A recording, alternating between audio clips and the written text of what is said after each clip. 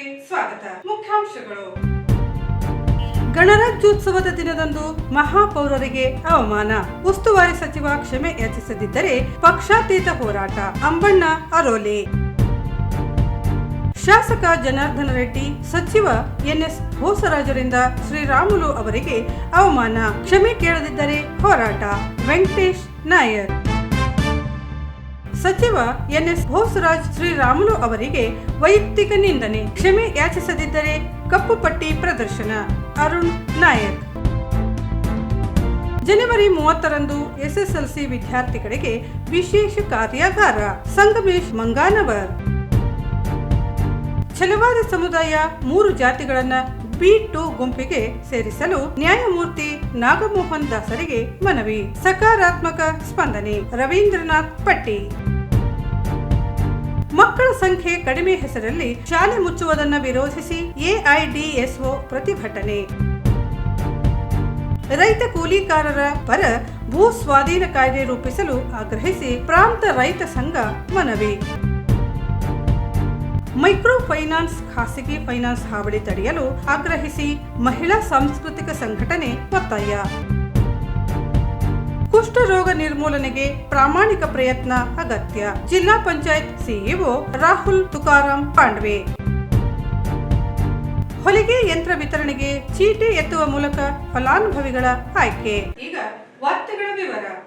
ಗಣರಾಜ್ಯೋತ್ಸವ ಕಾರ್ಯಕ್ರಮದ ಧ್ವಜಾರೋಹಣದಲ್ಲಿ ಜಿಲ್ಲಾ ಉಸ್ತುವಾರಿ ಸಚಿವ ಡಾಕ್ಟರ್ ಶರಣ್ ಪ್ರಕಾಶ್ ಪಾಟೀಲ್, ಮಹಾನಗರ ಪಾಲಿಕೆ ಅಧ್ಯಕ್ಷೆ ನರಸಿಂಹಲು ಮಾಡಗಿರಿ ಅವರ ಹೆಸರನ್ನು ಉದ್ದೇಶಪೂರ್ವಕವಾಗಿ ಹೇಳದೆ ನಗರದ ಪ್ರಥಮ ಪ್ರಜೆಗೆ ಅವಮಾನ ಮಾಡಿದ್ದು ಕೂಡಲೇ ಸಚಿವರು ಕ್ಷಮೆ ಯಾಚಿಸಬೇಕು, ಇಲ್ಲದಿದ್ದರೆ ಸಚಿವರ ವಿರುದ್ಧ ಹೋರಾಟ ನಡೆಯುತ್ತದೆ ಎಂದು ಮಾದಿಗ ಸಮಾಜದ ಮುಖಂಡ ಅಂಬಣ್ಣ ಅರೋಲಿ ಹೇಳಿದರು. ಅವರಿಂದು ನಗರದ ಖಾಸಗಿ ಹೋಟೆಲ್ನಲ್ಲಿ ಮಾಧ್ಯಮಗೋಷ್ಠಿ ಉದ್ದೇಶಿಸಿ ಮಾತನಾಡಿ, ಜನವರಿ 26ರಂದು ನಗರದ ಮಹಾತ್ಮ ಗಾಂಧಿ ಜಿಲ್ಲಾ ಕ್ರೀಡಾಂಗಣದಲ್ಲಿ ಆಯೋಜಿಸಿದ ಗಣರಾಜ್ಯೋತ್ಸವ ದಿನಾಚರಣೆ ಕಾರ್ಯಕ್ರಮದಲ್ಲಿ ಸಚಿವ ಡಾಕ್ಟರ್ ಶರಣ್ ಪ್ರಕಾಶ್ ಪಾಟೀಲ್ ಅವರು ವೇದಿಕೆ ಮೇಲಿದ್ದ ಎಲ್ಲರ ಹೆಸರನ್ನು ಭಾಷಣದ ಆರಂಭದಲ್ಲಿ ಪ್ರಸ್ತಾಪಿಸಿದ್ದಾರೆ. ಆದರೆ ಮಹಾನಗರ ಪಾಲಿಕೆ ಅಧ್ಯಕ್ಷೆ ನರಸಮ್ಮ ಮಾಡಗಿರಿ ಅವರ ಹೆಸರನ್ನು ಉದ್ದೇಶಪೂರ್ವಕವಾಗಿ ಪ್ರಸ್ತಾಪಿಸದೆ ಅಗೌರವ ತೋರಿದ್ದಾರೆ ಎಂದು ಆಪಾದಿಸಿದರು. ಗಣರಾಜ್ಯೋತ್ಸವ ಸರ್ಕಾರದ ಕಾರ್ಯಕ್ರಮವಾಗಿದ್ದರಿಂದ, ಅದೂ ಅಲ್ಲದೆ ಕಾರ್ಯಕ್ರಮ ನಗರದಲ್ಲಿ ನಡೆಯುತ್ತಿರುವುದರಿಂದ ಕಾರ್ಯಕ್ರಮದ ಅಧ್ಯಕ್ಷತೆಯನ್ನ ಪಾಲಿಕೆಯ ಮಹಾಪೌರರಿಗೆ ನೀಡಬೇಕಿತ್ತು. ಆದರೆ ಜಿಲ್ಲಾಡಳಿತ ಅದನ್ನು ಪಾಲನೆ ಮಾಡದೆ ಶಿಷ್ಟಾಚಾರವನ್ನು ಉಲ್ಲಂಘಿಸಿದ್ದಾರೆ. ಅವರು ಸಚಿವ ಈ ಬಗ್ಗೆ ಮಾಧ್ಯಮದವರ ಪ್ರಶ್ನೆಗೂ ಸಮರ್ಪಕ ಹೇಳಿಕೆ ದೊಡ್ಡದು ಮಾಡಬೇಡಿ ಎಂದು ನುಣುಚಿಕೊಳ್ಳುತ್ತಿದ್ದಾರೆ ಎಂದು ದೂರಿದರು. ವೇದಿಕೆಯಲ್ಲಿದ್ದ ಕಾಂಗ್ರೆಸ್ ಪಕ್ಷದ ನಾಯಕರು ಸಹ ನರಸಮ್ಮ ಅವರ ಹೆಸರು ಪ್ರಸ್ತಾಪಿಸಲು ಹೇಳಬೇಕಾಗಿದ್ದು ಹಾಗೆ ಮಾಡದೆ ಇರುವುದು ಖಂಡನೀಯ. ಬೇಷರತ್ತಾಗಿ ಕ್ಷಮೆ ಯಾಚಿಸಬೇಕು. ಈ ಬಗ್ಗೆ ಪಕ್ಷದ ಜಿಲ್ಲಾಧ್ಯಕ್ಷರಿಗೆ ಮನವಿ ನೀಡಿ ಅವರ ಮೂಲಕ ಮಾಹಿತಿ ನೀಡಿ ನಾಳೆಗೆ ಕ್ಷಮೆ ಯಾಚಿಸಬೇಕು ಎಂದರು. ಮಹಾನಗರ ಪಾಲಿಕೆಯ ಪ್ರಥಮ ಪ್ರಜೆಯನ್ನು ಅಗೌರವ ಮಾಡಿರ್ತಕ್ಕಂಥ, ಅದರಲ್ಲೂ ಮಹಿಳೆಯರನ್ನ ಅಗೌರವ ಮಾಡಿರ್ತಕ್ಕಂಥ ಸಚಿವರ ಕ್ರಮ ಖಂಡನೀಯ. ಅದಕ್ಕೋಸ್ಕರ ಸಚಿವರು ಈ ಕೂಡಲೇ ಬೇಷರತ್ತಾಗಿ ಕ್ಷಮೆಯಾಚನೆ ಮಾಡಬೇಕು.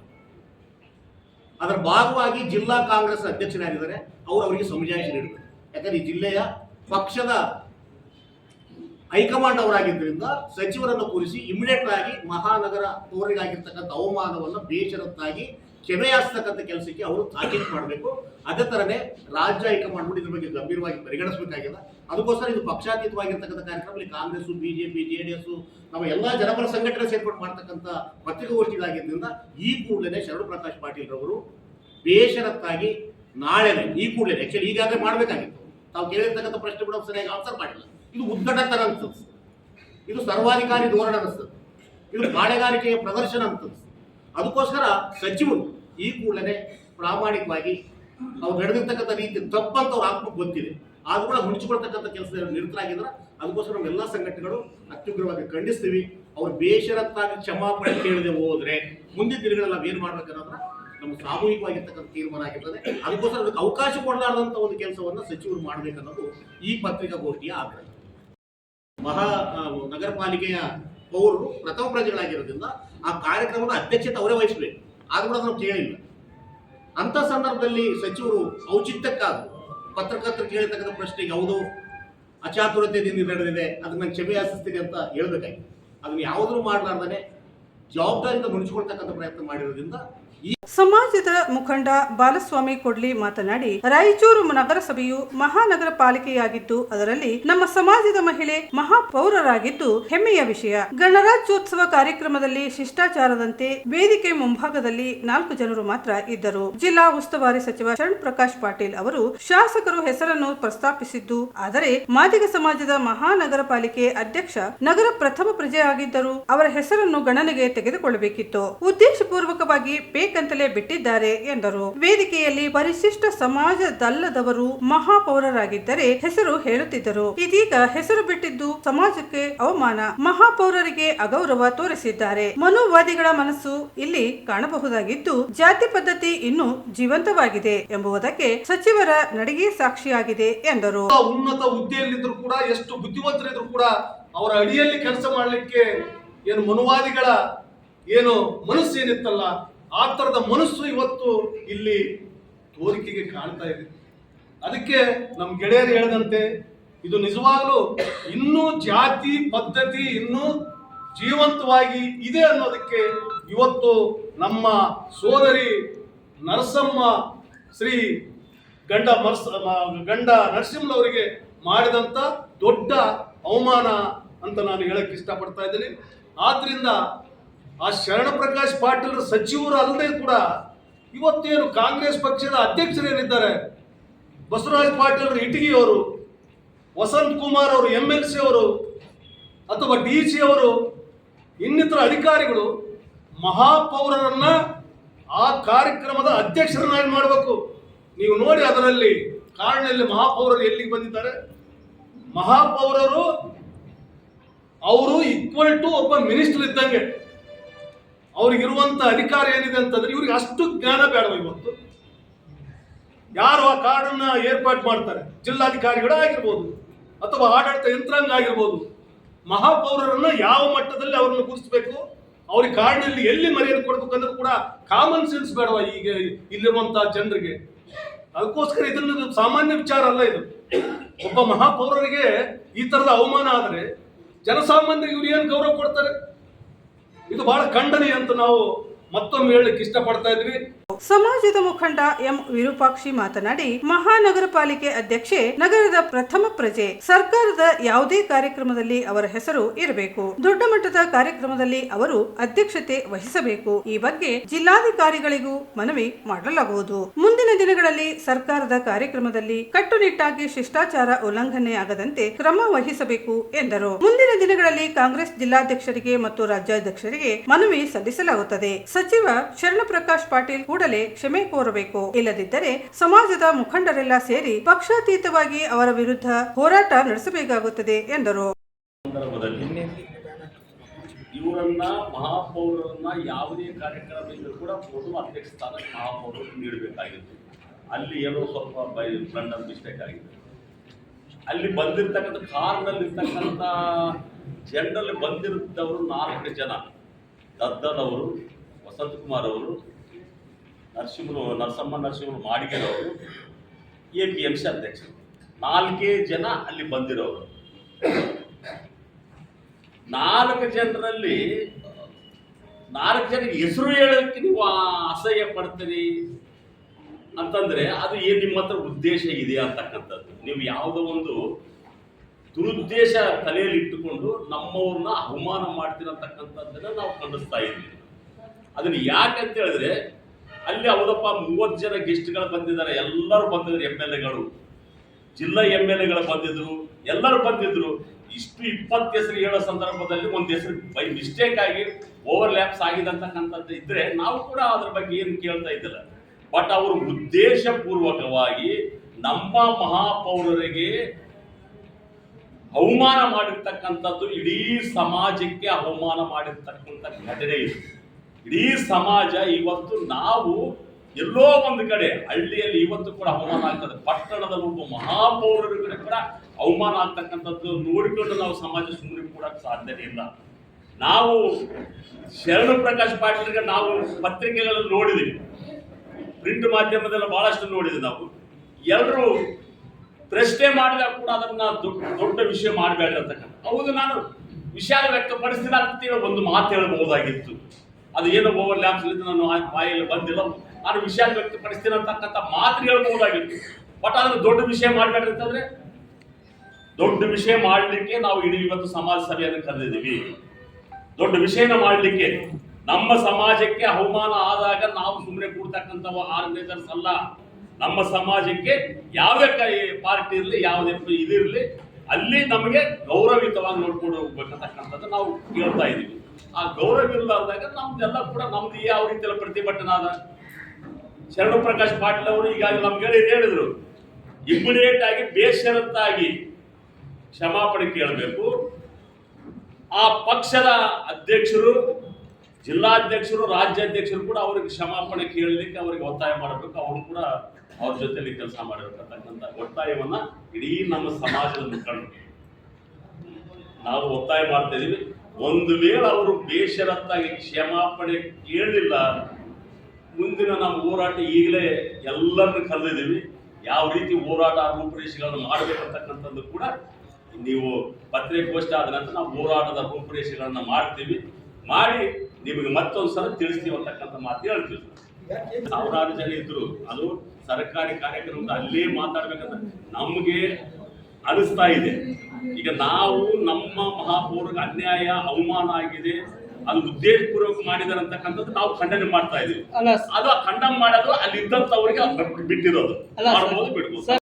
ಈ ಸಂದರ್ಭದಲ್ಲಿ ಜೆಪಿ ರಾಜು, ರಾಮಣ್ಣ, ನಗರಸಭೆ ಸದಸ್ಯ ನರಸರೆಡ್ಡಿ, ನಗರಸಭೆ ಮಾಜಿ ಶಂಶಾಲ್ ಬೂದೆಪ್ಪ, ರಾಜು ಪಟ್ಟಿ, ಹೇಮರಾಜ್ ಆಸ್ಕೆಹಾಳ್, ಜನಾರ್ದನ ಹಳ್ಳಿ ಬೆಂಚಿ, ಶಂಶಾಲಂ ನರಸಪ್ಪ ಆಶಾಪುರ್ ಸೇರಿದಂತೆ ಇತರರು ಇದ್ದರು.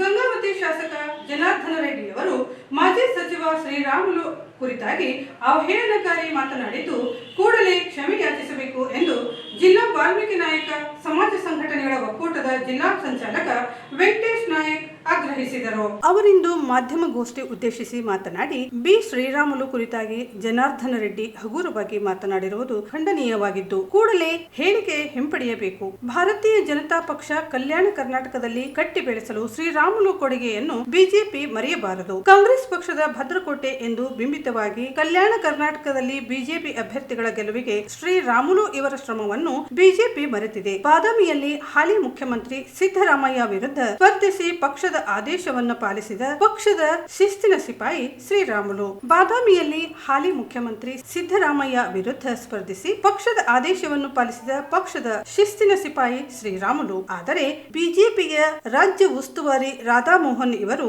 ಯಾರದೋ ಮಾತು ಕೇಳಿ ಶ್ರೀರಾಮುಲು ಇವರನ್ನು ಅವಮಾನಿಸಿದ್ದಾರೆ. ವಾಲ್ಮೀಕಿ ನಾಯಕ ಸಮಾಜದ ಮೂಗಿಗೆ ತುಪ್ಪ ಸವರುತ್ತಾ ಬಿಜೆಪಿ ಶ್ರೀರಾಮುಲು ಇವರಿಗೆ ವಂಚಿಸುತ್ತಲೇ ಬಂದಿದೆ. ಆರೋಗ್ಯ ಸಚಿವರಾಗಿ ಜನಪರ ಕಾರ್ಯ ನಿರ್ವಹಿಸಿದ್ದರೂ, ಖಾತೆ ಬದಲಾಯಿಸಿದರೂ ತಾಳ್ಮೆಯಿಂದಲೇ ಪಕ್ಷ ಕಟ್ಟಿದ್ದಾರೆ. ಉಪ ಮುಖ್ಯಮಂತ್ರಿ ಸ್ಥಾನ ನೀಡುವುದಾಗಿ ಘೋಷಿಸಿ ಕೊಡದೆ ಹೋದರೂ ಮೌನವಾಗಿಯೇ ಕೆಲಸ ಮಾಡಿದವರನ್ನು ಜನಾರ್ದನ ರೆಡ್ಡಿಯವರು ಅವಮಾನಿಸಿ ಮಾತನಾಡಿದ್ದಾರೆ. ಶ್ರೀರಾಮುಲು ಇವರು ಯಾವುದೇ ಕಾರಣಕ್ಕೆ ಬಿಜೆಪಿ ಪಕ್ಷ ಬಿಡದೆ ಟೀಕಾಕಾರರಿಗೆ ತಕ್ಕ ಉತ್ತರ ನೀಡಬೇಕೆಂದರು. ಬಿಜೆಪಿ ಪಕ್ಷ ಕೂಡಲೇ ನಿಲುವು ಪ್ರಕಟಿಸಬೇಕು.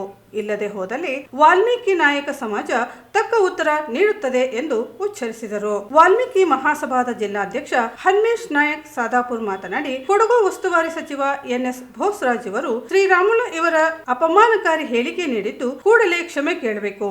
ಇಲ್ಲದೆ ಹೋದಲ್ಲಿ ಜಾತಿ ನಿಂದನೆ ಪ್ರಕರಣ ಎನ್.ಎಸ್. ಭೋಸರಾಜು ಜನಾರ್ದನ ರೆಡ್ಡಿ ವಿರುದ್ಧ ದಾಖಲಿಸುವುದಾಗಿ ಹೇಳಿದರು. ಶ್ರೀರಾಮುಲು ಇವರನ್ನು ಕಳ್ಳರೆಂದು ಸಂಬೋಧಿಸಿರುವ ಸಚಿವ ಎನ್.ಎಸ್. ಭೋಸರಾಜ್ ಯಾವಾಗ ಅವರು ಕಳ್ಳತನ ಮಾಡಿದ್ದನ್ನು ನೋಡಿದ್ದರು ಎಂದು ಪ್ರಶ್ನಿಸಿ, ತಾವೇ ದೊಡ್ಡ ಲೀಡರ್ ಎಂದು ಪ್ರಶ್ನಿಸಿದರು. ಬೇರೆ ರಾಜ್ಯದಿಂದ ಬಂದು ಇಲ್ಲಿಯ ರಾಜಕೀಯ ಜೀವನಕ್ಕೆ ವಾಲ್ಮೀಕಿ ಸಮಾಜದ ಆಶೀರ್ವಾದ ಇಲ್ಲದೆ ಅಧಿಕಾರ ಮಾಡಿದರೆ ಎಂದು ಪ್ರಶ್ನಿಸಿದರು. ಈ ಕುರಿತು ಜಿಲ್ಲಾ ಪೊಲೀಸ್ ವರಿಷ್ಠಾಧಿಕಾರಿಗಳಿಗೆ ದೂರು ನೀಡುವುದಾಗಿ ಹೇಳಿದರು.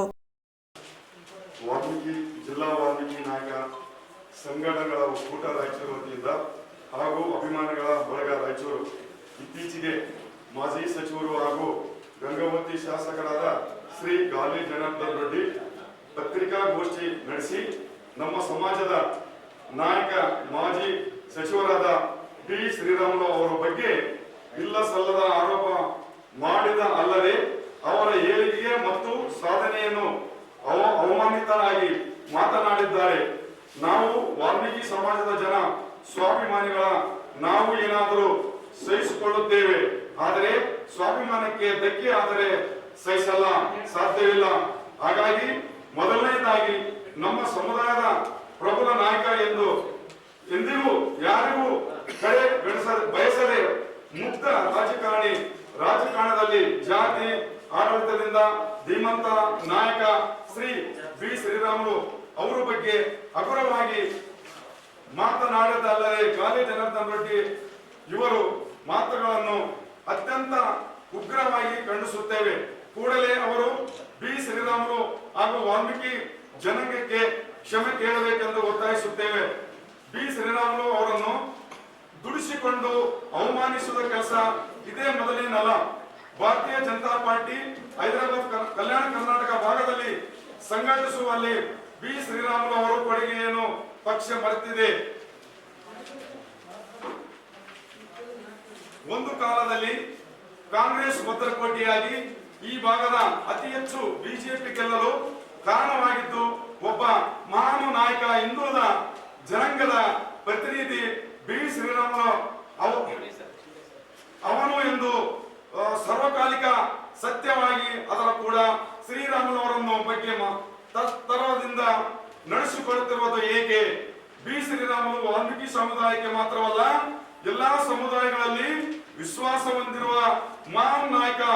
2018ರಲ್ಲಿ ಕಾಂಗ್ರೆಸ್ಸಿನ ಅಲ್ಲಿ ಮುಖ್ಯಮಂತ್ರಿಯಾಗಿದ್ದ ಸಿದ್ದರಾಮಯ್ಯ ಅವರ ವಿರೋಧ ಬಾದಾಮಿಯಲ್ಲಿ ಸ್ಪರ್ಧೆಗೆ ಇಡೀ ರಾಜ್ಯದಲ್ಲಿ ಬಿಜೆಪಿಗೆ ಸಿಕ್ಕ ಏಕೈಕ ರಾಜ್ಯ ಮಟ್ಟದ ನಮ್ಮ ನಾಯಕ ಬಿ ಶ್ರೀರಾಮುಲು.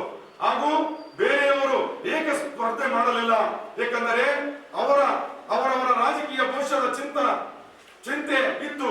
ಆದರೆ ಬಿ ಶ್ರೀರಾಮುಲು ತಮ್ಮ ರಾಜಕೀಯ ಭವಿಷ್ಯದ ಚಿಂತನೆಯನ್ನು ಮಾಡಲಿಲ್ಲ. ಬದಲಿಗೆ ಭಾರತೀಯ ಜನತಾ ಪಾರ್ಟಿ ಭವಿಷ್ಯ ಹಾಗೂ ರಾಜ್ಯದ ಹಿತದೃಷ್ಟಿಯಿಂದ ತಮ್ಮ ರಾಜಕೀಯ ಬದುಕನ್ನು ಲೆಕ್ಕಿಸದೆ ಚುನಾವಣೆ ದುಃಖಿದರು.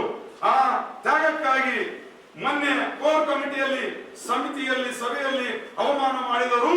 ಬಿ ಶ್ರೀರಾಮುಲು ಉಪಮುಖ್ಯಮಂತ್ರಿ ಮಾಡುತ್ತೇವೆ ಎಂದು ರಾಜ್ಯದ ತುಂಬಾ ಪ್ರಚಾರ ಮಾಡಿ ವಾಲ್ಮೀಕಿ ಸಮುದಾಯದ ಮೂಗಿಗೆ ತುಪ್ಪ ಸುರುವ ತಮ್ಮ ದಲಿತರ ಮತ ಪಡೆದು ಗೆದ್ದು ಮೇಲೆ ಅವರನ್ನು ಉಪಮುಖ್ಯಮಂತ್ರಿ ಮಾಡದೆ ಇದ್ದರು.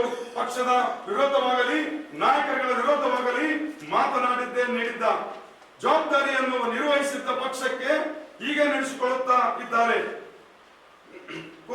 ಕೊರೋನಾ ಕಾಲದಲ್ಲಿ ಆರೋಗ್ಯ ಸಚಿವರಾಗಿ ದಕ್ಷವಾಗಿ ಕೆಲಸ ಮಾಡುತ್ತಿದ್ದಾಗಲೇ ಹಿರಿತನವನ್ನು ಲೆಕ್ಕಿಸದೆ ಖಾತೆ ಬದಲಾಯಿಸಿದ ಅವಮಾನಗಳ ಪಕ್ಷಕ್ಕೆ ಮುಜುಗರ ತರಬಾರದು.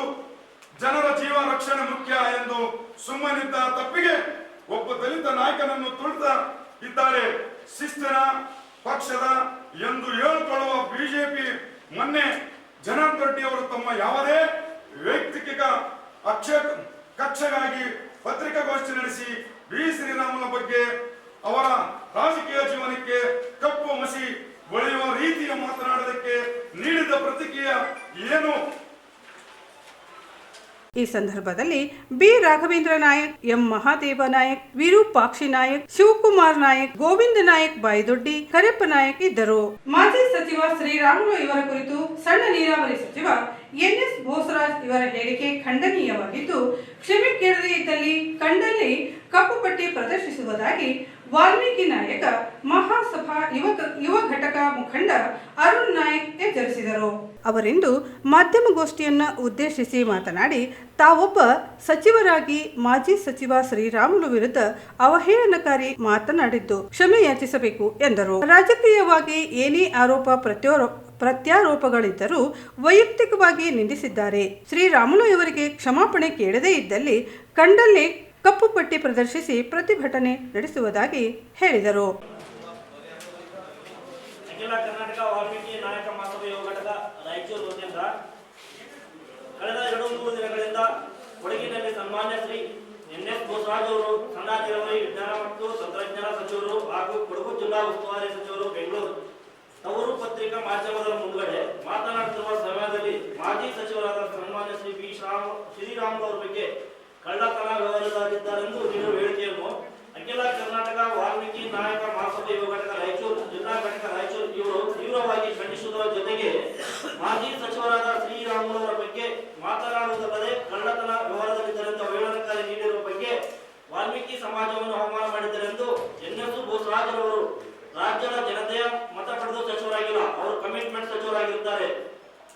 ಸಚಿವರು ನಮ್ಮ ಸಮಾಜದ ಒಬ್ಬ ಪ್ರಭಾವಿ ಮಾಜಿ ಸಚಿವರಾದ ಸನ್ಮಾನ್ಯ ಶ್ರೀ ಬಿ ಶ್ರೀರಾಮುಲು ಅವರ ಬಗ್ಗೆ ಮಾತನಾಡುವಾಗ ನಾಲಿಗೆ ಹಿಡಿದು ಮಾತನಾಡಬೇಕು. ಹೇಳಿಕೆ ನೀಡಿದ ಸಚಿವ ಸನ್ಮಾನ್ಯ ಶ್ರೀ ಎನ್.ಎಸ್. ಬೋಸರಾಜ್ ಅವರು ಸ್ಥಾನ ಹಾಗೂ ವಿಧಾನ ಪರಿಷತ್ ಸ್ಥಾನಕ್ಕೆ ರಾಜೀನಾಮೆ ಪಡೆಯುವಂತೆ ಮಾನ್ಯ ಮುಖ್ಯಮಂತ್ರಿಗಳಿಗೆ ಅಖಿಲ ಕರ್ನಾಟಕ ವಾಲ್ಮೀಕಿ ನಾಯಕ ಮಹಾಸಭಾ ಯುವ ಘಟಕವು ಕರ್ನಾಟಕ ಸರ್ಕಾರ ಬೆಂಗಳೂರು ಅವರಿಗೆ ಈ ಪತ್ರಿಕೆ ಮೂಲಕ ಒತ್ತಾಯಿಸುತ್ತೇವೆ. ಸನ್ಮಾನ್ಯ ಎನ್.ಎಸ್. ಬೋಸರಾಜ್ ಅವರು ತಾವೊಬ್ಬ ಸಚಿವರಾಗಿದ್ದುಕೊಂಡು ರಾಜ್ಯದಲ್ಲಿ ವಾಲ್ಮೀಕಿ ನಾಯಕ ಸಮಾಜದ ಪ್ರಭಾವಿ ಮಾಜಿ ಸಚಿವರಾದ ಸನ್ಮಾನ್ಯ ಶ್ರೀ ಬಿ ಶ್ರೀರಾಮುಲು ಅವರ ಬಗ್ಗೆ ಹಗುರವಾಗಿ ಮಾತನಾಡುವುದಲ್ಲದೆ ಕಳ್ಳತನ ವ್ಯವಹಾರದಲ್ಲಿದ್ದಾರೆಂದು ಹೇಳಿಕೆ ನೀಡುವ ಮೂಲಕ ಸಮಾಜವನ್ನು ಹೀಯಾಳಿಸಿ ಕೀಳಾಗಿ ಮಾತನಾಡುತ್ತಾರೆ. ಆದ್ದರಿಂದ ಕೂಡಲೇ ಸನ್ಮಾನ್ಯ ಎನ್.ಎಸ್. ಬೋಸರಾಜ್ ಅವರು ವಾಲ್ಮೀಕಿ ನಾಯಕ ಸಮಾಜ ಮತ್ತು ಮಾಜಿ ಸಚಿವರಾದ ಸನ್ಮಾನ್ಯ ರಾಮುಲು ಅವರ ಬಗ್ಗೆ ಕ್ಷಮಾಪಣೆ ಕೋರಬೇಕೆಂದು ಈ ಪತ್ರಿಕೆ ಮೂಲಕ ಅಖಿಲ ಕರ್ನಾಟಕ ವಾಲ್ಮೀಕಿ ಮಹಾಸಭಾ ಯುವ ಘಟಕ ವತಿಯಿಂದ ಕೋರಲಾಗಿದೆ. ಒಂದು ವೇಳೆ ಕ್ಷಮಾಪಣೆ ಕೋರದೆ ಹೋದರೆ ಸಚಿವರು ರಾಯಚೂರು ಜಿಲ್ಲೆಯಲ್ಲಿ ಅವರು ಎಲ್ಲೆಲ್ಲಿ ಹೋಗ್ತಾರ ಅಲ್ಲೆಲ್ಲಿ ಕಪ್ಪು ಬಾವುಟ ಪ್ರದರ್ಶನ ಮಾಡಬೇಕಾಗುತ್ತದೆ. ಇಡೀ ಅಖಂಡ ವಾಲ್ಮೀಕಿ ಸಮಾಜವು ಕಪ್ಪು ಬಾವುಟ ಮಾಡಬೇಕಾಗುತ್ತದೆ.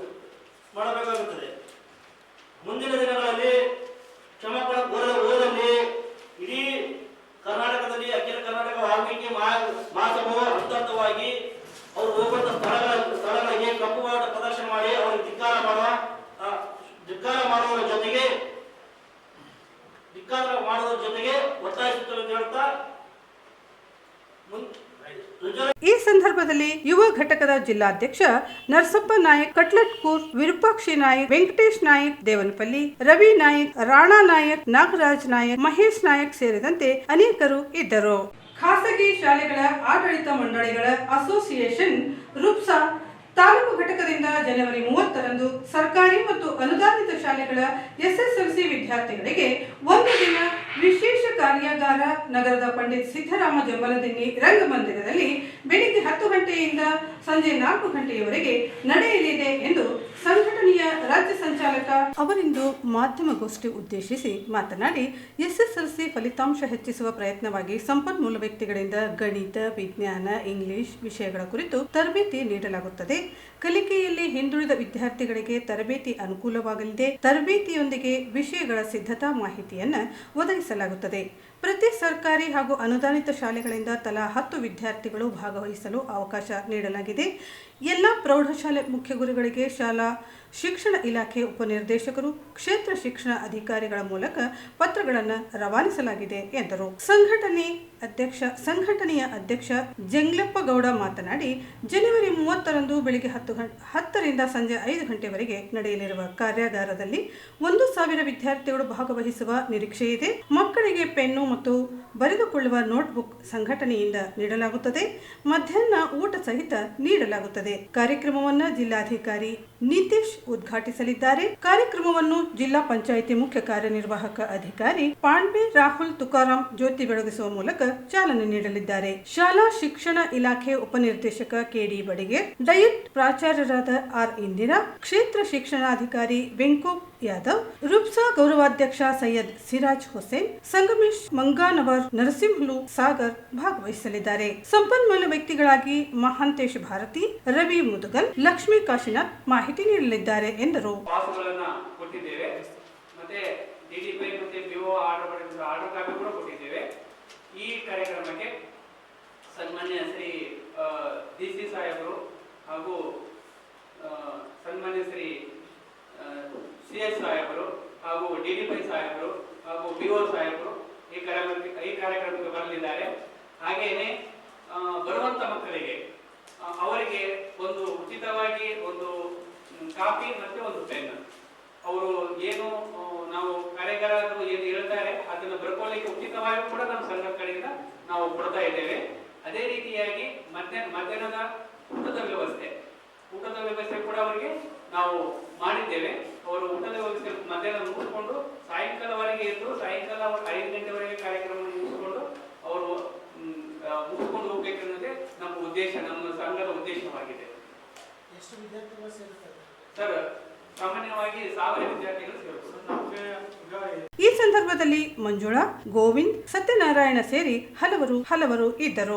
ಛಲವಾದಿ ಸಮಾಜದ ಉಪಜಾತಿಗಳಾದ ಮಾಲ, ಬೇಗ, ಬ್ಯಾಗರ್ಗಳನ್ನು ಡಿ ಗುಂಪಿನಿಂದ ಬಿ2 ಗುಂಪಿಗೆ ಸೇರ್ಪಡೆ ಮಾಡಲು ಪರಿಶಿಷ್ಟ ಜಾತಿಗಳ ಒಳ ಮೀಸಲು ವರ್ಗೀಕರಣಕ್ಕೆ ನೇಮಕಗೊಂಡಿರುವ ನ್ಯಾಯಮೂರ್ತಿ ನಾಗಮೋಹನ್ ದಾಸ್ ನೇತೃತ್ವದ ಸಮಿತಿಗೆ ಮನವಿ ನೀಡಿ ಒತ್ತಾಯಿಸಲಾಗಿದ್ದು, ಸಕಾರಾತ್ಮಕವಾಗಿ ಸ್ಪಂದಿಸಿದ್ದಾರೆ ಎಂದು ಬಲಗೈ ಸಂಬಂಧಿತ ಮಾಲ, ಬೇಗಾರ್, ಬ್ಯಾಗಾರ್ ಸಮಿತಿಯ ಜಿಲ್ಲಾ ಸಂಚಾಲಕ ರವೀಂದ್ರನಾಥ್ ಪಟ್ಟಿ ಹೇಳಿದರು. ಅವರಿಂದು ಮಾಧ್ಯಮಗೋಷ್ಠಿ ಉದ್ದೇಶಿಸಿ ಮಾತನಾಡಿ, ಬೆಂಗಳೂರಿನಲ್ಲಿರುವ ಆಯೋಗದ ಕಚೇರಿಯಲ್ಲಿ ಸಮುದಾಯ ನಿಯೋಗ ನ್ಯಾಯಮೂರ್ತಿ ನಾಗಮೋಹನ್ ದಾಸ್ ಇವರನ್ನು ಭೇಟಿ ಮಾಡಿ ಮನವಿ ಮಾಡಲಾಗಿದೆ. ನ್ಯಾಯಮೂರ್ತಿ ಎ.ಜೆ.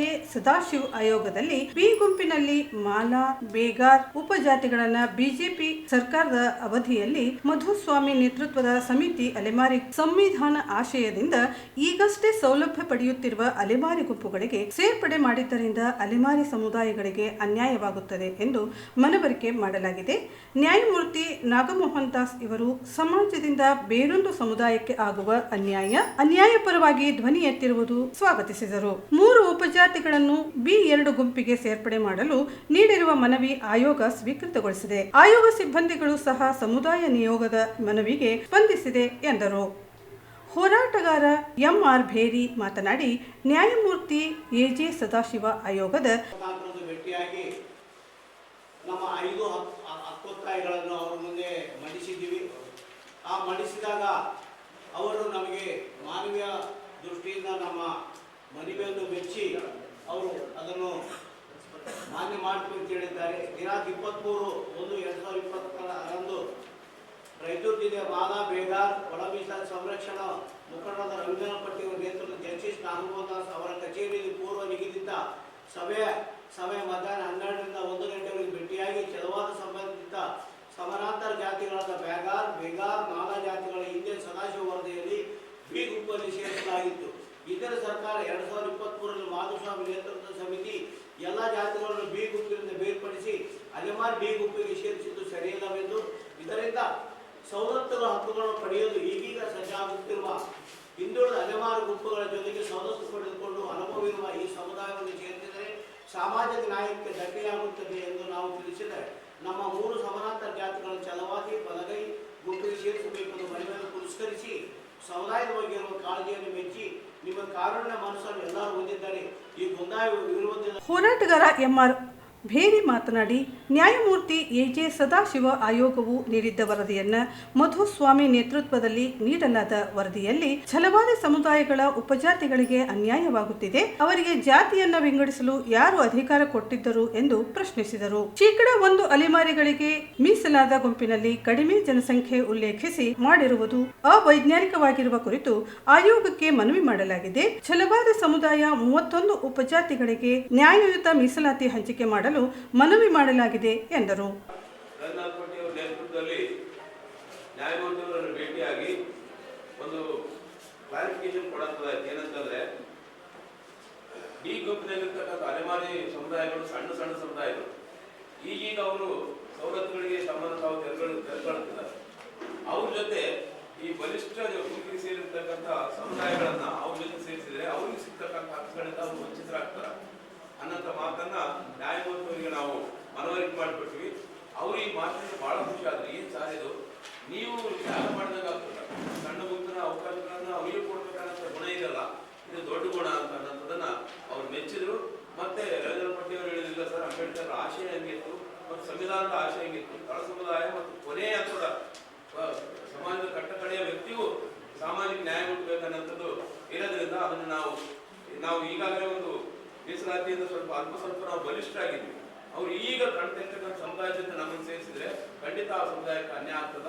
ಅದಕ್ಕೆ ನಮ್ಮ ಮನಸ್ಸು ಒಪ್ಪಿಲ್ಲ. ನಮ್ಮನ್ನ ಬಲಗೈ ಗುಂಪಿನ ಛಲವಾದಿ ಸಂಬಂಧಿತ ಜಾತಿಗಳಿಗೆ ಸೇರಿಸಬೇಕನ್ನೋ ಮಾತು ಹೇಳಿದ್ರು. ಈ ಸಂದರ್ಭದಲ್ಲಿ ಜಂಬಣ್ಣ ದೊಡ್ಡಿ, ಯಲ್ಲಪ್ಪ ಬೊಮ್ಮನಾಳ, ರಾಜು ಪಟ್ಟಿ, ಚಂದ್ರಶೇಖರ ವಕೀಲ, ಪರಶುರಾಮ ಇದ್ದರು.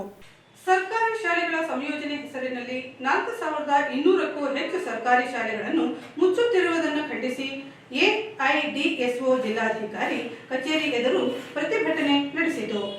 ಹಬ್ ಅಂಡ್ ಸ್ಪೋಕ್ ಅಡಿಯಲ್ಲಿ ಕಡಿಮೆ ಹಾಜರಾತಿ ಇರುವ ಸರ್ಕಾರಿ ಶಾಲೆಗಳನ್ನು ಇತರೆ ಶಾಲೆಗಳೊಂದಿಗೆ ಸಂಯೋಜಿಸುವ ಮೂಲಕ ಶಾಲೆಗಳನ್ನು ಮುಚ್ಚುತ್ತಿರುವುದನ್ನು ಖಂಡಿಸಿದರು. ಶಾಲೆಗಳಲ್ಲಿ ಕನಿಷ್ಠ ಮೂಲಭೂತ ಸೌಕರ್ಯಗಳನ್ನು ಒದಗಿಸಲು ಸರ್ಕಾರದ ವಿರುದ್ಧ ಘೋಷಣೆ ಹಾಕಿದರು.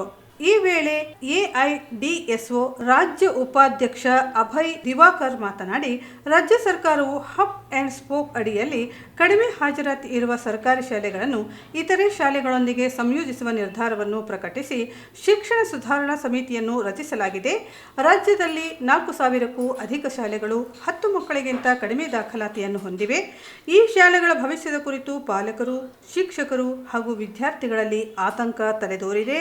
ಸರ್ಕಾರವು ರಾಜ್ಯದ ಬಡ ಜನರ ಮಕ್ಕಳ ಶಿಕ್ಷಣದ ಆಶಾಕಿರಣವಾಗಿರುವ ಸರ್ಕಾರಿ ಶಾಲೆಗಳನ್ನು ಬಲಪಡಿಸಬೇಕೆಂದು ಆಗ್ರಹಿಸಿದರು.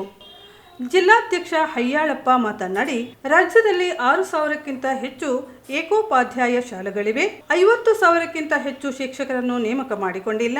ಶಾಲೆಗಳಲ್ಲಿ ಕನಿಷ್ಠ ಮೂಲಭೂತ ಸೌಕರ್ಯಗಳನ್ನು ಒದಗಿಸುವ ಕ್ರಮಗಳನ್ನು ಕೈಗೊಳ್ಳದೆ ಹಾಜರಾತಿ ಕಡಿಮೆ ಇರುವ ಶಾಲೆಗಳನ್ನು ಮುಚ್ಚುವುದು ಸರ್ಕಾರವು ತನ್ನ ಈ ಅವೈಜ್ಞಾನಿಕ ಮತ್ತು ಅಪ್ರಜಾತಾಂತ್ರಿಕ ಜನವಿರೋಧಿ ನಿರ್ಧಾರವನ್ನು ಕೈಬಿಡಬೇಕು ಎಂದು ಆಗ್ರಹಿಸಿದರು. ಶಿಕ್ಷಣಕ್ಕೆ ಬಜೆಟ್ನಲ್ಲಿ ಅನುದಾನ ನಿಗದಿಪಡಿಸಬೇಕು. ಹಾಜರಾತಿ ಕಡಿಮೆ ಇರುವ ಶಾಲೆಗಳನ್ನು ಅವಶ್ಯಕ ಸೌಲಭ್ಯ ನೀಡಿ ರಕ್ಷಿಸಬೇಕು ಎಂದು ಒತ್ತಾಯಿಸಿದರು. ರಾಜ್ಯದಲ್ಲಿ ಒಂದೇ ಒಂದು ಸರ್ಕಾರಿ ಶಾಲೆಯನ್ನು ಮುಚ್ಚಲು ಬಿಡುವುದಿಲ್ಲ. ಸರ್ಕಾರಿ ಶಾಲೆಗಳನ್ನು ಮುಚ್ಚಲು ಒಪ್ಪೋದಿಲ್ಲ ಅಂತ ಹೇಳ್ಬಿಟ್ಟು 13,800 ಸ್ಕೂಲ್ಗಳನ್ನ ಏನು ಮುಚ್ಚಕ್ಕೆ ಹೊರಟಿದ್ರು. ಏನಿಂದ ನೇಮ್ ಆಫ್ ಮರ್ಜಿಂಗ್ ಅಂದರೆ 2 ಸ್ಕೂಲ್ಗಳು ಇರೋದನ್ನ 1 ಸ್ಕೂಲ್ಗಳು ಸಂಖ್ಯೆಗಳು ಕಡಿಮೆ ಇದೆ ಅಂತ ಹೇಳ್ಬಿಟ್ಟು ಮುಚ್ಚಕ್ಕೆ ಹೊರಟಿದ್ರು. ಅಲ್ಲಿ ನಾವು ಎಐಡಿಎಸ್ಒ ವಿದ್ಯಾರ್ಥಿ ಸಂಘಟನೆಯಿಂದ 40 ಲಕ್ಷ ಸಹಿಗಳನ್ನ ಸಂಗ್ರಹ ಮಾಡಿಬಿಟ್ಟು ಹೋರಾಟ ಮಾಡಿ ಅದು ವಾಪಸ್ ಹೋಯಿತು. ಇವತ್ತು ಮತ್ತೆ ರಾಜ್ಯ ಸರ್ಕಾರ NEP ವಿರೋಧಿಸ್ತೀವಿ ಅಂತ ಹೇಳಿಬಿಟ್ಟು ಈಗ ಇವರು ಅಧಿಕಾರಕ್ಕೆ ಬಂದು ಇವರು ಕೂಡ ಏನು ಮಾಡ್ತಾಯಿದ್ದಾರೆ, ಕರ್ನಾಟಕ ಕಾಂಗ್ರೆಸ್ ಸರ್ಕಾರ ಈಗ 4,000 ಹೆಸರಲ್ಲಿ ಬೇರೆ ಹೆಸರಲ್ಲಿ ಮರ್ಜಿಂಗ್ ಆಫ್ ಸ್ಕೂಲ್ಗಳನ್ನ ಮಾಡ್ತಾ ಇದ್ದಾರೆ. ಯಾವ ಸ್ಕೂಲ್ಗಳಲ್ಲಿ ಸಂಖ್ಯೆ ಕಡಿಮೆ ಇದೆ 10ಕ್ಕಿಂತ ಕಡಿಮೆ ಇದೆ ಆ ಸ್ಕೂಲ್ಗಳನ್ನ ಒಂದು ಕಡೆ ಮರ್ಜ್ ಮಾಡಕ್ಕೆ ಕೊಟ್ಟಿದ್ದಾರೆ. ಅದನ್ನು ನಾವು ಅಪೋಸ್ ಮಾಡ್ತಾ ಇದ್ವಿ. ಇವತ್ತು ಸ್ಕೂಲ್ಗಳಲ್ಲಿ ಮಕ್ಕಳು ಬರ್ತಾ ಇಲ್ಲ ಅಂದರೆ ಅದಕ್ಕೆ ನೇರ ಹೊಣೆ ಗೌರ್ಮೆಂಟ್ ಸರ್ಕಾರ, ಅದಕ್ಕೆ ನೇರ ಹೊಣೆ. ಅದನ್ನೇನೋ ಅಲ್ಲಿ ಕಡಿಮೆ ಬಂದಿದ್ದ ವಿದ್ಯಾರ್ಥಿಗಳು ಅಲ್ಲಿ ಟೀಚರ್ ಫೆಸಿಲಿಟೀಸ್ ಕೊಡಬೇಕು, ಶೌಚಾಲಯ ಕೊಡಬೇಕು, ಅಲ್ಲೆಲ್ಲ ಇನ್ಫ್ರಾಸ್ಟ್ರಕ್ಚರ್ಸ್ ಕೊಟ್ಬಿಟ್ಟು ಮಕ್ಕಳನ್ನ ಬರೋ ಥರ ಮಾಡಬೇಕು ಹೊರತು ಇರೋ ಸ್ಕೂಲ್ಗಳನ್ನ ಮುಚ್ಚಬಾರ್ದು. ಇದು ನಮ್ಮ ಎಐಡಿಎಸ್ಒ ಡಿಮ್ಯಾಂಡು, ಇದು ರಾಜ್ಯದ ಜನತೆಯ ಡಿಮ್ಯಾಂಡು. ಇವತ್ತು ಗೌರ್ಮೆಂಟ್ ಸ್ಕೂಲು ಕಾಲೇಜ್ಗಳು ಇವತ್ತು ಮುಚ್ಚಿದರೆ ಇವತ್ತೇನು ರೈತರ ಮಕ್ಕಳು, ಕಾರ್ಮಿಕರ ಮಕ್ಕಳು ಓದೋಕ್ಕಾಗಲ್ಲ. ಈ ದೇಶ ಕಟ್ಟಂಥ ಬಡವರು, ರೈತರು, ಕಾರ್ಮಿಕರು ಅವ್ರದ್ದು ಈ ದೇಶ ಇದು. ಅಂಥವ್ರ ಮಕ್ಕಳು. ಈ ಸಂದರ್ಭದಲ್ಲಿ ಎಐಡಿಎಸ್ಒ ಜಿಲ್ಲಾ ಕಾರ್ಯದರ್ಶಿ ಬಸವರಾಜ್, ಉಪಾಧ್ಯಕ್ಷ ಪೀರ್ ಸಾಬ್, ಪದಾಧಿಕಾರಿಗಳಾದ ವೀರೇಶ್, ನಂದಗೋಪಾಲ್, ಬಸವರಾಜ್, ಜಿ ಶಿವಕುಮಾರ್ ಹಾಗೂ ವಿವಿಧ ಕಾಲೇಜಿನ ವಿದ್ಯಾರ್ಥಿಗಳು ಭಾಗವಹಿಸಿದ್ದರು. ರೈತ ಕೂಲಿಕಾರರ ಭೂ ಸ್ವಾಧೀನ ನೀತಿ ಜಾರಿಗೊಳಿಸಲು ಫಾರಂ ನಂಬರ್ 50, 53 ಹಾಗೂ 57 ಹಾಕಿರುವ ಎಲ್ಲರಿಗೂ ಪಟ್ಟ ನೀಡಲು ಒತ್ತಾಯಿಸಿ ಯರಗೇರದಲ್ಲಿ ಕರ್ನಾಟಕ ಪ್ರಾಂತ ರೈತ ಸಂಘ ಜಿಲ್ಲಾ ಸಮಿತಿ ಪ್ರತಿಭಟನೆ ನಡೆಸಲಾಯಿತು. ಸಾಲ ವಸೂಲಾತಿಗೆ ಮನೆಗೆ ಬರುತ್ತಿರುವ ಮೈಕ್ರೋ ಫೈನಾನ್ಸ್ ಮತ್ತು ಖಾಸಗಿ ಹಣಕಾಸು ಸಂಸ್ಥೆಗಳು ಕಿರುಕುಳ ಕೊಡುವುದನ್ನು ತಕ್ಷಣವೇ ತಡೆಗಟ್ಟಬೇಕು. ದುಬಾರಿ ಮಿತಿಮೀರಿದ ಬಡ್ಡಿ ವಿಧಿಸುವ ಕಂಪನಿಗಳನ್ನು ಪತ್ತೆ ಹಚ್ಚಿ ಶಿಕ್ಷೆ ವಿಧಿಸಬೇಕು ಎಂದು ಒತ್ತಾಯಿಸಿದರು. ಮೈಕ್ರೋ ಫೈನಾನ್ಸ್ಗಳ ವ್ಯವಹಾರದ ನಿಯಂತ್ರಣಕ್ಕೆ ಸರ್ಕಾರ ಸೂಕ್ತ ಕಾಯ್ದೆ ರೂಪಿಸಬೇಕು. ರಾಷ್ಟ್ರೀಕೃತ ಬ್ಯಾಂಕುಗಳು ಮತ್ತು ಸಹಕಾರಿ ಸಂಸ್ಥೆಗಳ ಬಡ ಮಧ್ಯಮ ವರ್ಗದವರಿಗೆ ಸಾಲ ಪಡೆಯಲು ಸಾಧ್ಯವಾಗುವಂತೆ ನಿಯಮಗಳನ್ನು ಸರಳೀಕೃತಗೊಳಿಸಬೇಕು ಎಂದು ಮನವಿ ಮಾಡಿದರು. ಸರ್ಕಾರಗಳು ಕೃಷಿ, ಆರೋಗ್ಯ, ಶಿಕ್ಷಣ, ವಸತಿ ಮುಂತಾದ ಕ್ಷೇತ್ರಗಳಿಗೆ ಹೆಚ್ಚು ಹಣವನ್ನು ಮೀಸಲಿಡಬೇಕು. ಆರ್ಥಿಕ ಬಿಕ್ಕಟ್ಟಿನ ಸಂದರ್ಭದಲ್ಲಿ ನರೇಗಾ ಕೂಲಿ ಹೆಚ್ಚಿಸಬೇಕು. ರೈತರ ಬೆಳೆಗಳಿಗೆ ಕನಿಷ್ಠ ಬೆಂಬಲ ಬೆಲೆ ನಿಗದಿಪಡಿಸಬೇಕು. ನಿರುದ್ಯೋಗಿಗಳಿಗೆ ಉದ್ಯೋಗ ಸೃಷ್ಟಿಸಬೇಕು.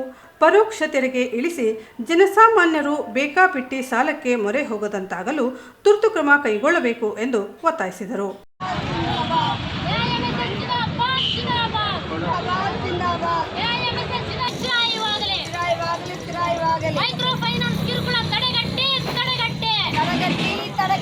ಕೊಟ್ಟು ಬಿಟ್ಟು ಈಗ ಏನು ಮಾಡ್ತಾ ಇದ್ದಾರೆ, ಅವರು ಕಿರುಕುಳನ ಕೊಡ್ತಾ ಇದ್ದಾರೆ. ಬಂದ್ಬಿಟ್ಟು ಅವರು ಕೇಳ್ತಾ ಇರೋದು ಇಷ್ಟೇ, ನಮಗೆ ಸಮಯ ಕೊಡಿ, ನಾವು ಕಟ್ತೀವಿ ಅಂತ ಹೇಳ್ತಾ ಇದ್ದಾರೆ. ಆದರೂ ಕೂಡ ಅದನ್ನು ಅವರು ಕೇಳಿಸ್ಕೊಳ್ತಾ ಇಲ್ಲ. ಈ ದೇಶದಾದ್ಯಂತ ಬೇರೆ ಬೇರೆ ಜಿಲ್ಲೆಯಲ್ಲಿ ಹಾವೇರಿ ಇರ್ಬೋದು, ಬೇರೆ ಬೇರೆ ಜಿಲ್ಲೆಯಲ್ಲಿ ಕೂಡ ಹೆಣ್ಣು ಮಕ್ಕಳು ತಮ್ಮ ಇಡೀ ಮನೆಯನ್ನು ಸಂಸಾರನ ಬಿಟ್ಟು ಹೊಲ ಮನೆ ಎಲ್ಲ ಬಿಟ್ಟು ಹೋಗ್ತಾ ಇದ್ದಾರಂತೆ, ಮನೆ ಖಾಲಿ ಮಾಡಿದ್ದಾರೆ. ಇನ್ನೊಂದು ಲಕ್ಷ್ಮಿ ಹೆಬ್ಬಾಳ್ಕ ಅವರು ತವರೂರಿನಲ್ಲಿ ಕೂಡ ಒಬ್ಬ 2 ತಿಂಗಳ ಬಾಣಂತಿನೂ ಕೂಡ ಮನೆ ಬಿಟ್ಟು ಹೋಗಿದ್ದಾಳೆ. ಇಂಥ ಪರಿಸ್ಥಿತಿ ನಾವು ನೋಡ್ತಾ ಇದ್ದೀವಿ. ಇನ್ನೊಂದು ಕಡೆ ಇವತ್ತು ಗೃಹಲಕ್ಷ್ಮಿ ಹಣ 2,000 ರೂಪಾಯಿ ಬರ್ತಾ ಇದೆಯಲ್ಲ, ಆ ದುಡ್ಡನ್ನು ಕೂಡ ಇವತ್ತು ಆ ಕಂಪನಿಗಳು ಅದನ್ನು ಕೂಡ ತೆಕ್ಕೊಳ್ತಾ ಇದ್ದಾರೆ. ಇದು ಹೇಯವಾದ ಕೃತ್ಯ, ಇದು ಮಾಡಬೇಕು. ಇನ್ನೊಂದು ಕಡೆ ಇಲ್ಲಿ ಇವರಿಗೆ ಕೆಲಸಗಳಿಲ್ಲ, ಸರಿಯಾದ ಕೆಲಸಗಳು ಈ ಸಂದರ್ಭದಲ್ಲಿ ಜಿಲ್ಲಾ ಸಂಚಾಲಕಿ ಸರೋಜಾ ಗೋನ್ವತ್, ಹುಲಿಗೆಮ್ಮ, ಅನ್ನಪೂರ್ಣ, ಭಾರತಿ, ಸುನೀತಾ, ಸರಸ್ವತಿ, ಲಕ್ಷ್ಮಿ, ಉಷಾ, ಈರಮ್ಮ ಸೇರಿದಂತೆ ಅನೇಕರು ಇದ್ದರು. ರಾಜ್ಯದಲ್ಲಿ ಹೆಚ್ಚುತ್ತಿರುವ ಮೈಕ್ರೋ ಫೈನಾನ್ಸ್ ಮತ್ತು ಖಾಸಗಿ ಹಣಕಾಸು ಸಂಸ್ಥೆಗಳ ಹಾವಳಿಗೆ ಕಡಿವಾಣ ಹಾಕಬೇಕೆಂದು ಆಗ್ರಹಿಸಿ ಅಖಿಲ ಭಾರತ ಮಹಿಳಾ ಸಾಂಸ್ಕೃತಿಕ ಸಂಘಟನೆ ವತಿಯಿಂದ ಜಿಲ್ಲಾಧಿಕಾರಿ ಕಚೇರಿ ಎದುರು ಪ್ರತಿಭಟನೆ ನಡೆಸಿದರು. ತಾಲೂಕಿನ ಯರಗೇರ ಹೋಬಳಿಯ ವ್ಯಾಪ್ತಿಯಲ್ಲಿ ಬರುವ ಕೊತ್ತದೊಡ್ಡಿ, ಜಂಬಲದಿನ್ನಿ, ಯರಗೇರ, ಮಾಲದೊಡ್ಡಿ, ಮಾಸದೊಡ್ಡಿ, ಜುಲಾಂಕೇರ, ಕನ್ಯಾದೊಡ್ಡಿ, ವೈಮಲ್ಲಾಪುರ್ ಸೇರಿದಂತೆ ಹೋಬಳಿಯ ವ್ಯಾಪ್ತಿಯಲ್ಲಿ ಬರುವ ಎಲ್ಲಾ ಹಳ್ಳಿಯ ರೈತ ಕೂಲಿಕಾರರು ಪ್ರತಿಭಟನೆ ನಡೆಸಿ ಆಗ್ರಹಿಸಿದರು.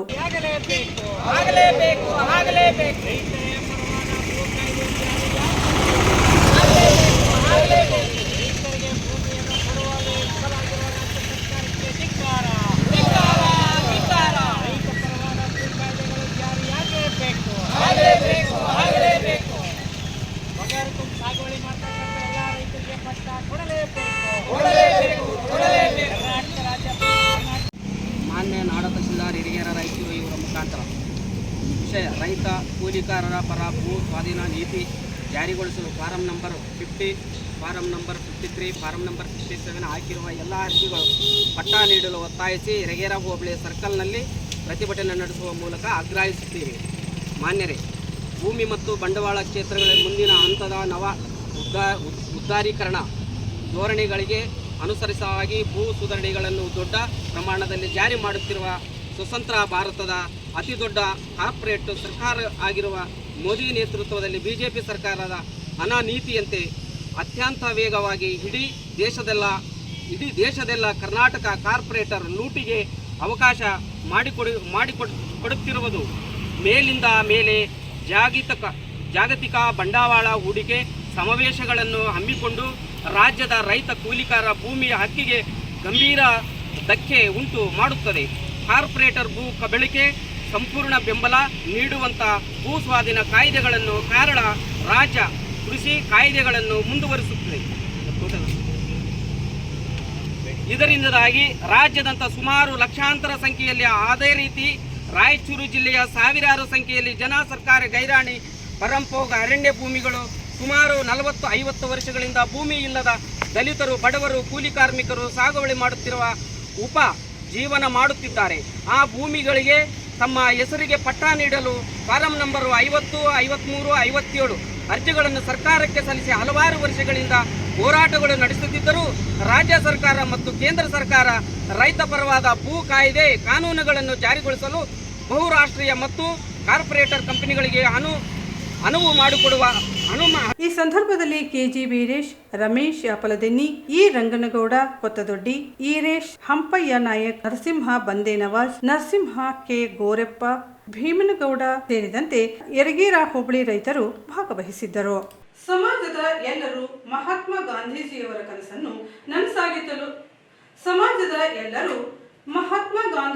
ಕನಸನ್ನು ನನಸಾಗಿಸಲು ಅವರ ಆಶಯದಂತೆ ಕುಷ್ಠ ಮುಕ್ತ ಭಾರತವನ್ನು ನಿರ್ಮಿಸಬೇಕಾಗಿದೆ ಎಂದು ಜಿಲ್ಲಾ ಪಂಚಾಯತ್ ಮುಖ್ಯ ಕಾರ್ಯನಿರ್ವಾಹಕ ಅಧಿಕಾರಿ ರಾಹುಲ್ ತುಕಾರಾಂ ಪಾಂಡ್ವೆ ಹೇಳಿದರು.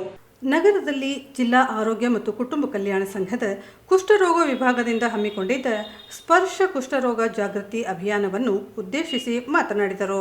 ಕುಷ್ಠರೋಗವು ಒಂದು ಸಾಂಕ್ರಾಮಿಕ ರೋಗವಾಗಿದೆ. ಈ ರೋಗ ಲಕ್ಷಣ ದೇಹದ ಮೇಲೆ ಮೈಬಣ್ಣಕ್ಕಿಂತ ವಿಭಿನ್ನವಾಗಿ ಮಚ್ಚೆಗಳು, ಕೈಕಾಲು ಜೋಮು ಅಥವಾ ದೇಹದಲ್ಲಿ ಗಂಟುಗಳು ಕಂಡುಬರುತ್ತವೆ. ಈ ರೀತಿಯ ಲಕ್ಷಣಗಳು ಕಂಡುಬಂದಲ್ಲಿ ಹತ್ತಿರದ ಸರ್ಕಾರಿ ಆಸ್ಪತ್ರೆಯನ್ನು ಸಂಪರ್ಕಿಸಿ ಸಂಪೂರ್ಣ ಚಿಕಿತ್ಸೆಯನ್ನ ಉಚಿತವಾಗಿ ಪಡೆದು ರೋಗವನ್ನು ಗುಣಪಡಿಸಿಕೊಳ್ಳಬಹುದು ಎಂದರು. ಉಚಿತ ಚಿಕಿತ್ಸೆ ಪಡೆದು ಗುಣಮುಖರಾಗಿ ಈ ರೋಗ ಲಕ್ಷಣಗಳ ಕಂಡು ಆರೋಗ್ಯ ಇಲಾಖೆಯಿಂದ ಸೂಕ್ತ ಮಾಹಿತಿ ಹಾಗೂ ಉಚಿತ ಚಿಕಿತ್ಸೆ ಪಡೆದು ಗುಣಮುಖರಾಗಿ ಹಾಗೆಯೇ ಉಚಿತ ಚಿಕಿತ್ಸೆ ಪಡೆದು ಗುಣಮುಖರಾಗಿ. ಈ ರೋಗ ಲಕ್ಷಣಗಳು ಕಂಡುಬಂದಲ್ಲಿ ಆರೋಗ್ಯ ಇಲಾಖೆಯಿಂದ ಸೂಕ್ತ ಮಾಹಿತಿ ಹಾಗೂ ಉಚಿತ ಚಿಕಿತ್ಸೆ ಪಡೆದು ಗುಣಮುಖರಾಗಿ. ಹಾಗೆಯೇ ಕುಷ್ಠರೋಗದ ವಿರುದ್ಧ ಹೋರಾಡಬೇಕಿದೆ. ಈ ಮೂಲಕ ಆರೋಗ್ಯ ಇಲಾಖೆಯೊಂದಿಗೆ ಎಲ್ಲರೂ ಕೈ ಜೋಡಿಸಬೇಕು ಎಂದು ತಿಳಿಸಿದರು. ಈಗ department of health and family welfare ಇಂದ ನಮ್ಮ ಜಿಲ್ಲೆಯಲ್ಲಿ ಗೃಹ ಆರೋಗ್ಯ ಯೋಜನಾ house to house screening and enrolment campaign start ಆಗ್ತಾ ಇದೆ. ಆ ಕಡೆ ನಮ್ಮ 21 ಲಕ್ಷ ಪಾಪ್ಯುಲೇಷನ್ ಪೈಕಿ 17 ಲಕ್ಷ ಗ್ರಾಮೀಣ ಪಾಪ್ಯುಲೇಷನ್ಗೆ ಟಾರ್ಗೆಟ್ ಮಾಡ್ತಾ ಇದ್ದೀವಿ. ಹೌಸ್ ಟು ಹೌಸ್ ಸರ್ವೆ ಮಾಡಿ hypertension, diabetes, breast cancer, oral cancer and cervical cancer screening ಆ ಕಡೆ ಆಗುತ್ತೆ. ಸೊ ಮುಂದೆ 6 ತಿಂಗಳಲ್ಲಿ ಇದು ಎಲ್ಲ ಕ್ಯಾಂಪೇನ್ ಕಂಪ್ಲೀಟ್ ಮಾಡಲಿಕ್ಕೆ ಗವರ್ಮೆಂಟಿಂದ ಟಾರ್ಗೆಟ್ ಬಂದಿದೆ. ಅದು ಗೃಹ ಆರೋಗ್ಯ ಯೋಜನೆ ಬಗ್ಗೆ. ಸೆಕೆಂಡ್, ನಮ್ಮ ಆಶಾ ಕಿರಣಿ ಯೋಜನೆಯಲ್ಲಿ ಇದು ಪ್ರೋಗ್ರಾಮ್ ಹೋದ ವರ್ಷ ನವೆಂಬರಲ್ಲಿ ಶುರುವಾಗಿದೆ. ಆಶಾ ಕಿರಣಿ ಯೋಜನೆಯಲ್ಲಿ ಈಗ 21 ಲಕ್ಷ ಪಾಪ್ಯುಲೇಷನ್ ಪೈಕಿ 20 ಲಕ್ಷ 20,80,000 ಪಾಪ್ಯುಲೇಷನ್ ಈವರೆಗೆ ಕವರ್ ಆಗಿದೆ ಹೌಸ್ ಟು ಹೌಸ್ ಸ್ಕ್ರೀನಿಂಗಲ್ಲಿ. ಮತ್ತು 40,211 ಸ್ಪೆಕ್ಟಕಲ್ಸ್ ಡಿಸ್ಟ್ರಿಬ್ಯೂಷನ್ ಆಗಿದೆ. ಈಗ ರಾಯಚೂರು ಸಿಟಿ ಮತ್ತು ಸಿಂಧನೂರು ಸಿಟಿಯಲ್ಲಿ ಇದು house to house campaign start ಆಗ್ತಾ ಇದೆ. ಅದು ಮುಂದೆ 1 ತಿಂಗಳಲ್ಲಿ ಅದು ಕಂಪ್ಲೀಟ್ ಮಾಡಿ ಆ ಕಡೆ ಕೂಡ ನಮ್ಮ ಏನು ಬೇಡಿಕೆ ಇದೆ ಸ್ಪೆಕ್ಟಕಲ್ಸ್ದು ಅದು ಎಲ್ಲ ಬೇಡಿಕೆ ಕಂಪ್ಲೀಟ್ ಮಾಡಿ ಸ್ಪೆಕ್ಟಕಲ್ ಡಿಸ್ಟ್ರಿಬ್ಯೂಷನ್ ಆಗುತ್ತೆ. ಥರ್ಡ್ಲಿ, ಇದು ಜನವರಿ ತಿಂಗಳಿಂದ ನಾವು ಫ್ಯಾಮಿಲಿ ಪ್ಲಾನಿಂಗ್ ಆಪರೇಷನ್ ಸಲುವಾಗಿ ಒಂದು ಕ್ಯಾಂಪೇನ್ ತಗೊಂಡಿದ್ದೀವಿ. ಅದು ಕ್ಯಾಂಪೇನಲ್ಲಿ ಜನವರಿ ತಿಂಗಳಲ್ಲಿ 340 ಆಪರೇಷನ್ಸ್ ಈಗ ಆಗಿದೆ. 340 ಲ್ಯಾಪ್ರೋಸ್ಕೋಪಿಕ್ ಟ್ಯೂಬೆಕ್ಟಮಿ ಆಪರೇಷನ್ಸ್ ಆಗಿದೆ. ಮುಂದಿನ ತಿಂಗಳಲ್ಲಿ ಪ್ರತಿ ತಿಂಗಳು 1000 ಆಪರೇಷನ್ ಮಾಡಲಿಕ್ಕೆ ನಾವು ಟಾರ್ಗೆಟ್ ಇಟ್ಟಿದ್ದೀವಿ. ಮತ್ತು ಫೋರ್ತ್, ನಮ್ಮ 100 ಡೇಸ್ TB ಸರ್ವಿಲೆನ್ಸ್ ಕ್ಯಾಂಪೇನಲ್ಲಿ ಟೋಟಲ್ 4,60,000 ವಲ್ನರೇಬಲ್ ಪಾಪ್ಯುಲೇಷನ್ ಅಲ್ಲಿ ಈಗ 2,10,000 ಪಾಪ್ಯುಲೇಷನ್ದು ಸ್ಕ್ರೀನಿಂಗ್ ಆಗಿದೆ. ಆ ಕಡೆ 115 TB ಪೇಷಂಟ್ಸ್ ಕೂಡ ಐಡೆಂಟಿಫೈ ಆಗಿದೆ. ಅವರು ಟ್ರೀಟ್ಮೆಂಟ್ ನಡೀತಾ ಇದೆ. ಮುಂದೆ ಒಂದು 17 ಮಾರ್ಚ್ವರೆಗೆ ಉಳಿದೆಲ್ಲ ಸ್ಕ್ರೀನಿಂಗ್ ಕ್ಯಾಂಪೇನ್ ಕಂಪ್ಲೀಟ್ ಆಗುತ್ತೆ. ಧನ್ಯವಾದ. ಮಲೇರಿಯಾ ಲಿಂಕ್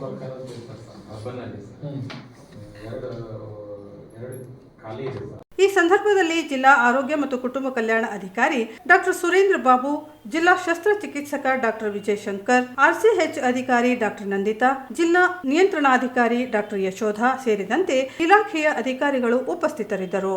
ಕೈಗಾರಿಕೆ ಮತ್ತು ವಾಣಿಜ್ಯ ಇಲಾಖೆಯ ವತಿಯಿಂದ ನಗರದ ಜಿಲ್ಲಾ ಪಂಚಾಯತ್ ಕಚೇರಿಯ ಜಲ ನಿರ್ಮಲ ಕಚೇರಿ ಸಭಾಂಗಣದಲ್ಲಿ ಗ್ರಾಮೀಣ ಭಾಗದ ಮಹಿಳೆಯರಿಗೆ ಮೋಟಾರ್ ಸಹಿತ ಹೊಲಿಗೆ ಯಂತ್ರ ವಿತರಣೆಗೆ ಚೀಟಿ ಎತ್ತುವ ಮೂಲಕ ಫಲಾನುಭವಿಗಳನ್ನು ಆಯ್ಕೆ ಮಾಡಲಾಯಿತು. 2024-25ನೇ ಸಾಲಿನ ಜಿಲ್ಲಾ ಉದ್ಯಮ ಕೇಂದ್ರ ಯೋಜನೆಯಡಿ ಜಿಲ್ಲೆಯ 7 ತಾಲೂಕುಗಳ ಗ್ರಾಮೀಣ ಪ್ರದೇಶದ SC, ST, ಅಲ್ಪಸಂಖ್ಯಾತರು ಹಾಗೂ ಸಾಮಾನ್ಯ ವರ್ಗದ ಮಹಿಳೆಯರಿಗೆ ಮೋಟಾರ್ ಸಹಿತ ಹೊಲಿಗೆ ಯಂತ್ರ ವಿತರಣೆಗಾಗಿ ಆನ್ಲೈನ್ ಮೂಲಕ ಸ್ವೀಕೃತಗೊಂಡ ಅರ್ಜಿಗಳನ್ನು ಚೀಟಿ ಎತ್ತುವ ಮೂಲಕ ಆಯ್ಕೆ ಮಾಡಲಾಯಿತು. 2024-25ನೇ ಸಾಲಿನ ಜಿಲ್ಲಾ ಉದ್ಯಮ ಕೇಂದ್ರ ಯೋಜನೆಯಡಿ ಜಿಲ್ಲೆಯ 7 ತಾಲೂಕುಗಳ ಗ್ರಾಮೀಣ ಪ್ರದೇಶದ SC, ST, ಅಲ್ಪಸಂಖ್ಯಾತರು ಹಾಗೂ ಸಾಮಾನ್ಯ ವರ್ಗದ ಮಹಿಳೆಯರಿಗೆ ಮೋಟಾರ್ ಸಹಿತ ಹೊಲಿಗೆ ಯಂತ್ರ ವಿತರಣೆಗಾಗಿ ಆನ್ಲೈನ್ ಮೂಲಕ ಸ್ವೀಕೃತಗೊಂಡ ಅರ್ಜಿಗಳನ್ನು ಚೀಟಿ ಎತ್ತುವ ಮೂಲಕ ಯಾದೃಚ್ಛಿ ಕರ್ಯಾಂಡಮ್ ಆಗಿ ಆಯ್ಕೆ ಮಾಡಲಾಯಿತು. 2024-25ನೇ ಸಾಲಿನಲ್ಲಿ ಒಟ್ಟು 1933 ಅರ್ಜಿಗಳು ಸ್ವೀಕೃತಗೊಂಡಿದ್ದು ಆಯ್ಕೆಗೆ 1154 ಪರಿಗಣಿಸಲಾಯಿತು. ಉಳಿದ 779 ಅರ್ಜಿಗಳು ದಾಖಲಾತಿ ಪರಿಶೀಲನೆಯಲ್ಲಿ ತಿರಸ್ಕಾರಗೊಂಡಿವೆ.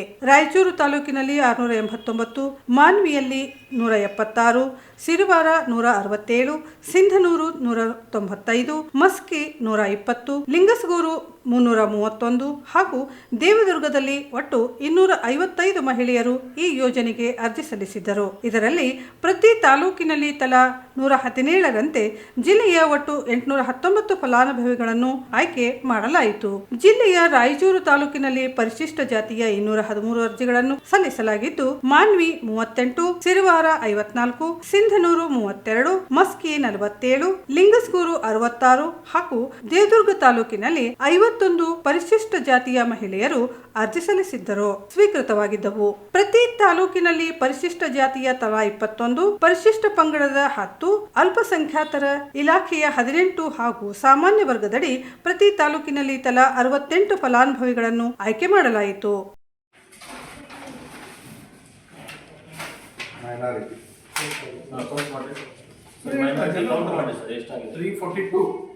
ಅಂಜನಮ್ಮ ಆಯ್ತಾ?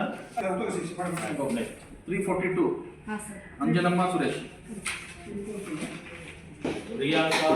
ಪ್ರಿಯಾಂಕಾ ಚೋಳಪ್ಪ,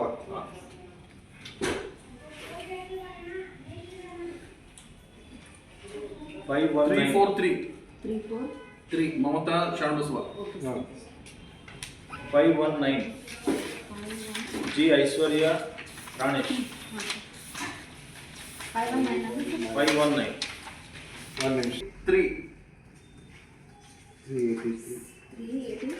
3 ಯಲ್ಲಮ್ಮ ಗಂಗಪ್ಪ, 348 504 ಪಲ್ಲವಿ, 7 ಸುಜಾತ ರಾಮನಗೌಡ, 508 ಸುಜಾತ ರಾಮನಗೌಡ,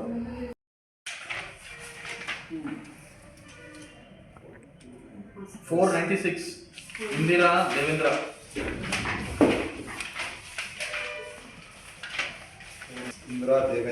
502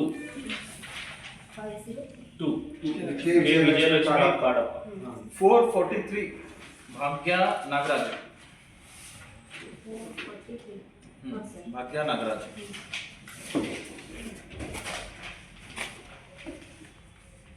464 ಶ್ರುತಿ ನಾಗರಾಜ್.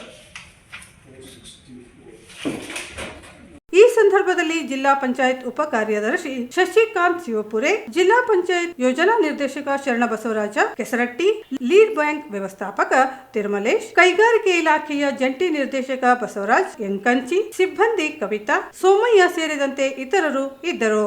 ಕೊನೆಯಲ್ಲಿ ಮತ್ತೊಮ್ಮೆ ಮುಖ್ಯಾಂಶಗಳು. ಗಣರಾಜ್ಯೋತ್ಸವದ ದಿನದಂದು ಮಹಾಪೌರರಿಗೆ ಅವಮಾನ, ಉಸ್ತುವಾರಿ ಸಚಿವ ಕ್ಷಮೆ ಯಾಚಿಸದಿದ್ದರೆ ಪಕ್ಷಾತೀತ ಹೋರಾಟ, ಅಂಬಣ್ಣ ಅರೋಲಿ.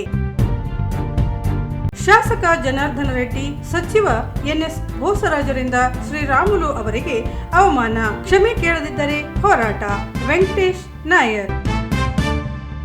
ಸಚಿವ ಎನ್ಎಸ್ ಬೋಸರಾಜ್ ಶ್ರೀರಾಮುಲು ಅವರಿಗೆ ವೈಯಕ್ತಿಕ ನಿಂದನೆ, ಕ್ಷಮೆ ಯಾಚಿಸದಿದ್ದರೆ ಕಪ್ಪು ಪಟ್ಟಿ ಪ್ರದರ್ಶನ, ಅರುಣ್ ನಾಯಕ್.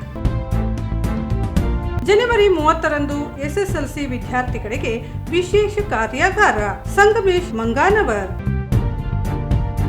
ಛಲವಾದಿ ಸಮುದಾಯ 3 ಜಾತಿಗಳನ್ನ B2 ಗುಂಪಿಗೆ ಸೇರಿಸಲು ನ್ಯಾಯಮೂರ್ತಿ ನಾಗಮೋಹನ್ ದಾಸರಿಗೆ ಮನವಿ, ಸಕಾರಾತ್ಮಕ ಸ್ಪಂದನೆ, ರವೀಂದ್ರನಾಥ್ ಪಟ್ಟಿ. ಮಕ್ಕಳ ಸಂಖ್ಯೆ ಕಡಿಮೆ ಹೆಸರಲ್ಲಿ ಶಾಲೆ ಮುಚ್ಚುವುದನ್ನು ವಿರೋಧಿಸಿ ಎಐಡಿಎಸ್ಒ ಪ್ರತಿಭಟನೆ. ರೈತ ಕೂಲಿಕಾರರ ಪರ ಭೂ ಸ್ವಾಧೀನ ಕಾಯ್ದೆ ರೂಪಿಸಲು ಆಗ್ರಹಿಸಿ ಪ್ರಾಂತ ರೈತ ಸಂಘ ಮನವಿ. ಮೈಕ್ರೋ ಫೈನಾನ್ಸ್ ಖಾಸಗಿ ಫೈನಾನ್ಸ್ ಹಾವಳಿ ತಡೆಯಲು ಆಗ್ರಹಿಸಿ ಮಹಿಳಾ ಸಾಂಸ್ಕೃತಿಕ ಸಂಘಟನೆ ಒತ್ತಾಯ. ಕುಷ್ಠರೋಗ ನಿರ್ಮೂಲನೆಗೆ ಪ್ರಾಮಾಣಿಕ ಪ್ರಯತ್ನ ಅಗತ್ಯ, ಜಿಲ್ಲಾ ಪಂಚಾಯತ್ ಸಿಇಒ ರಾಹುಲ್ ತುಕಾರಾಂ ಪಾಂಡ್ವೆ. ಹೊಲಿಗೆ ಯಂತ್ರ ವಿತರಣೆಗೆ ಚೀಟಿ ಎತ್ತುವ ಮೂಲಕ ಫಲಾನುಭವಿಗಳ ಆಯ್ಕೆ. ಇಲ್ಲಿಗೆ ಮೆಗಾ ವಾರ್ತೆಗಳು ಮುಕ್ತಾಯವಾದವು. ಮುಂದಿನ ಮೆಗಾ ವಾರ್ತೆಗಳೊಂದಿಗೆ ಪುನಃ ಭೇಟಿಯಾಗೋಣ. ವಂದನೆಗಳು.